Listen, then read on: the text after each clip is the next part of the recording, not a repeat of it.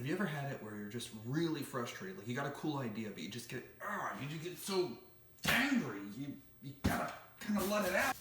No. Out a little bit, and actually that looks kind of cool. Okay, wait. How do I do that? Put it like oh yeah. Okay.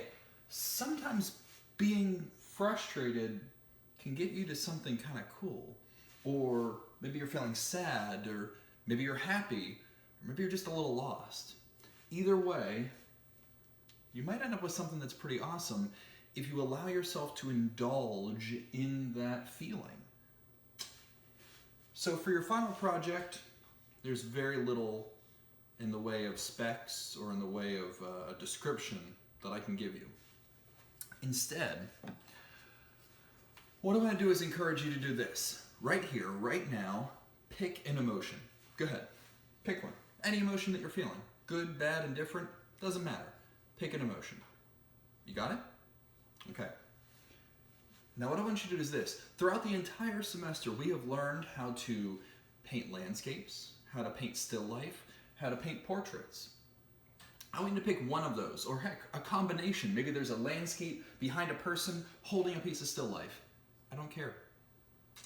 I want you to pick one of the three or multiples thereof, and I want you to focus on that. But I want you to parallel that still life, that landscape, that portrait with an emotion. It doesn't matter what the emotion is. Frustration, happiness, joy, sheer unbridled confusion. And I want your painting to express that emotion. We're leaving the nice home base of a proper project. We're leaving me as your instructor telling you exactly what to paint. And we're going to change it. Now we're going to change it to something a little more abstract, a little more expressive. So, think about what kind of emotion you want.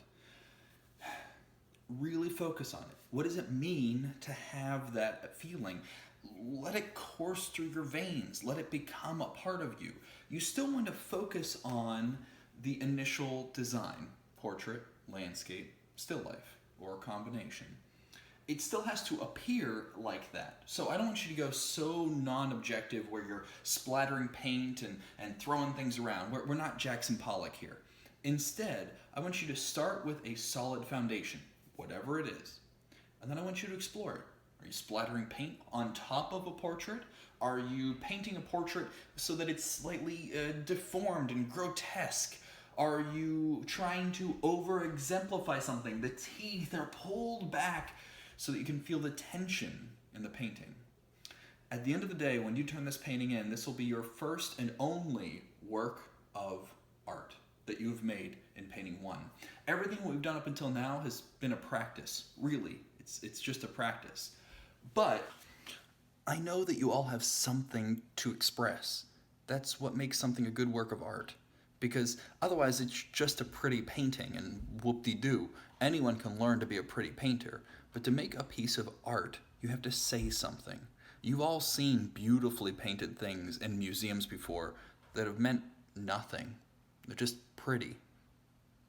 Instead, I want you to become an artist. I want to encourage you to see what there is to see in the world and for you to express it.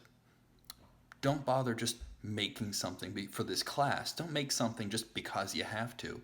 Make something because you want to. What do you want to say? It can be literally anything. When we do the critique, we're going to talk about what the painting feels to us, the audience. But you, the author, you, the artist, you never need to confirm or deny. You don't have to say this was about my childhood where I was tormented. I don't want to know. That's for you to express to us. If it comes across, great. And if it doesn't come across, great. Still a good, amazing piece of art because you, the author, are expressing it. You're letting it out. It's like really good therapy. So, you have your emotion. Think about what you want to paint and abstract it, twist it, bend it, and make it your own. All right? That's your final. Start.